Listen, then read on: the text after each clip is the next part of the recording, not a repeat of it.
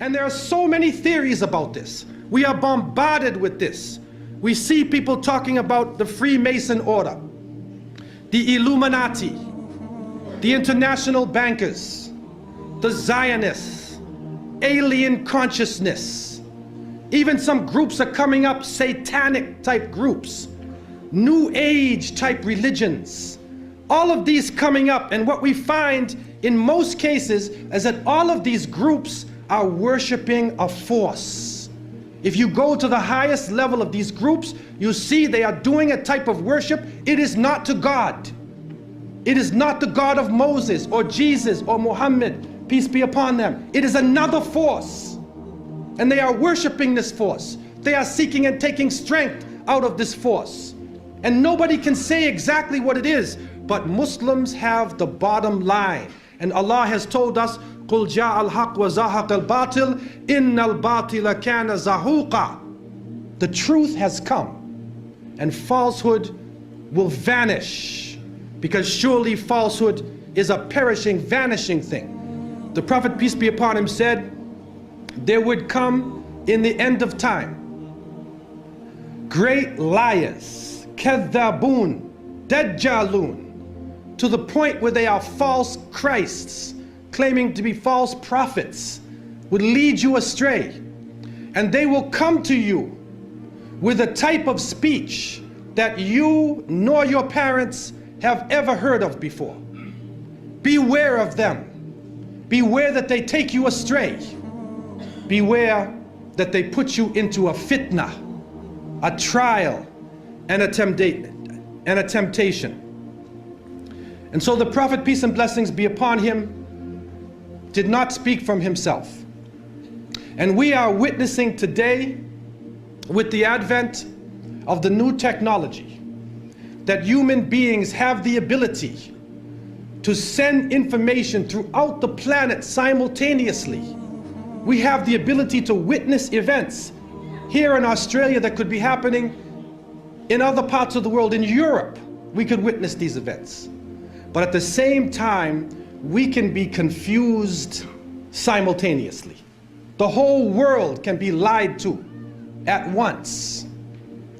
And they have the ability to twist around, to develop, to put together images and sounds, and to develop this story, which, although it is not true, appears to be true. And you know it's not true, but you watch it as though it is true, and it affects the way you think. And so, as the Prophet, peace be upon him, said, Sadaqa Rasulullah alayhi salatu wasalam, they will come to you with a type of speech that you nor your parents have ever heard of before. You have never heard this thing before. Sadaqa Rasulullah alayhi salatu wasalam. The masses of the people become helplessly preoccupied. Their lives are now bombarded with a series of cultural events. And these cultural events start to become the most important things in their lives. The World Cup, the Major League Series, the rugby, the cricket, the hockey, the tennis, whatever the sport may be, we see whole nations coming behind sports. And the national heroes become sporting people. Even in Saudi Arabia, even in our own Muslim countries, the national heroes are now the soccer players. Who kicks the little ball inside of a net? He becomes the hero of the nation when people are dying on the ground. But yet we become preoccupied with this. And it becomes a type of indoctrination happening to us. And with the use of powerful music playing on our emotions, with videos now being taken to the furthest extremes in the planet, people's thinking processes are changing.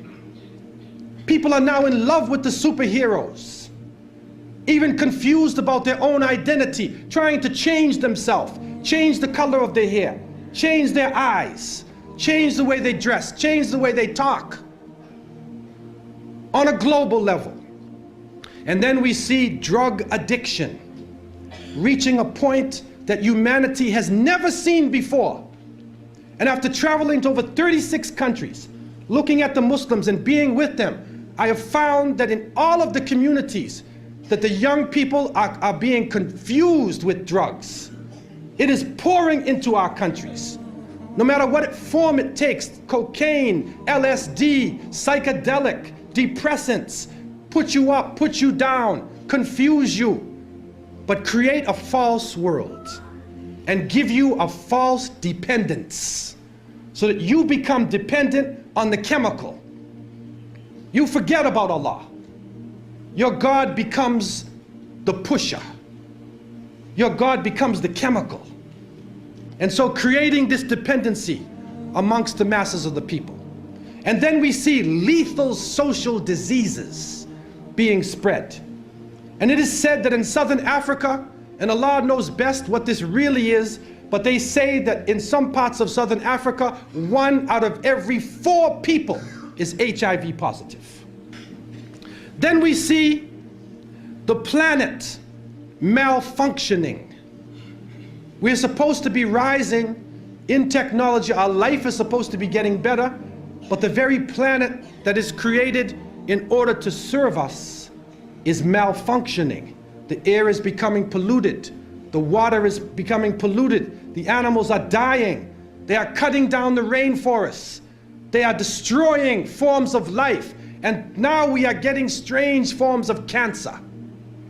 Other diseases, other lumps and tumors and things popping up in our bodies that we have never seen before. And it is happening all over the planet.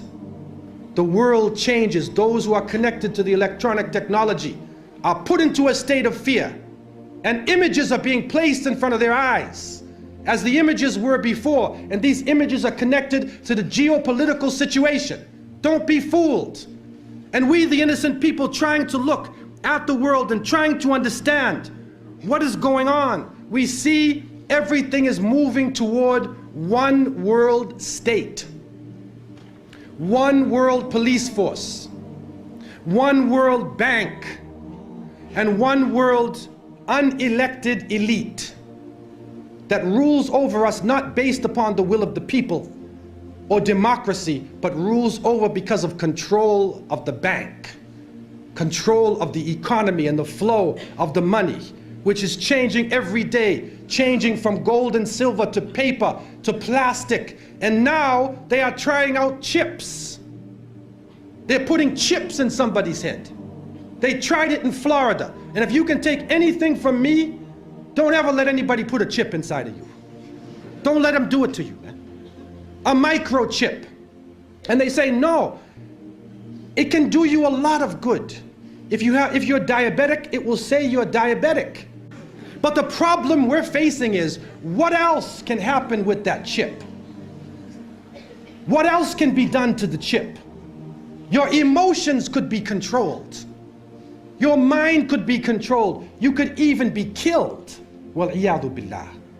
And so the Quran and the Hadith, the revelation gives the Muslim the bottom line. And we need to work from the bottom line up, instead of from the confusion to the bottom line. And when we go to the bottom line, we find that the Quran talks about in the beginning of time, when Allah subhanahu wa ta'ala had created the creations, and then He created Adam alayhi salam. And He turned to His angels, and amongst the angels was a jinni named Iblis. May Allah protect us from him. There was a jinni amongst them who was so pious and so knowledgeable, he was given a place with the angels. The angels could not disobey Allah. And so Allah told them in the oft repeated verses, Usjudu li Adam fasajadu illa Iblis. He told them, bow down to Adam, and all of them bow down except Iblis. And Surah Al-Kahf told us, Kana min al-Jinn. He was jinni. He was not a fallen angel.